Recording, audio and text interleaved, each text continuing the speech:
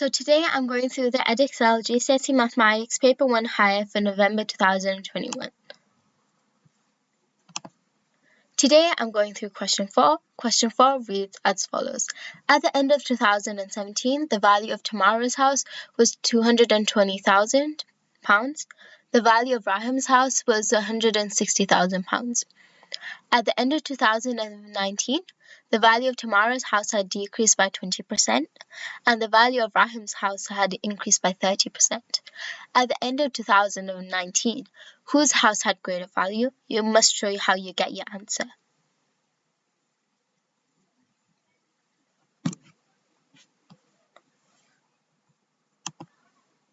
So first I would draw a table. So for the 2 days and the 2 people. So I've filled in the information I know. And first I want to find the value of Tamara's house in 2019. So first we would find 10%. As it has decreased by 20%, I need to find what 20% is. And the easiest way to find what 20% is without a calculator is to find out what 10% is and then multiply it by 2 to get 20%. And then because it has decreased, in total it would be 80%. So I would do 220,000 subtracted by whatever 20% is to get 80%. So 10% is 22,000 because I had just divided by 10.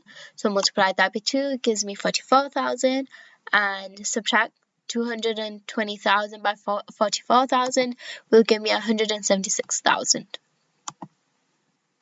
So now I have to find Ram's house in the same time, 2019. So his house has decreased by 30%. It has increased by 30%, sorry.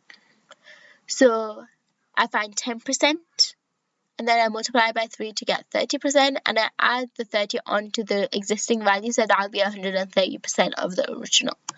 So that's 16,000, multiply by 3, 48,000, add the original price plus 30%, which is 48,000, gives me £208,000. So as you can see, the value of Rahim's house is greater because 208,000 is more than 176,000. So that's my answer, Rahim, because 208,000 is greater than 160,000. So like and subscribe for more.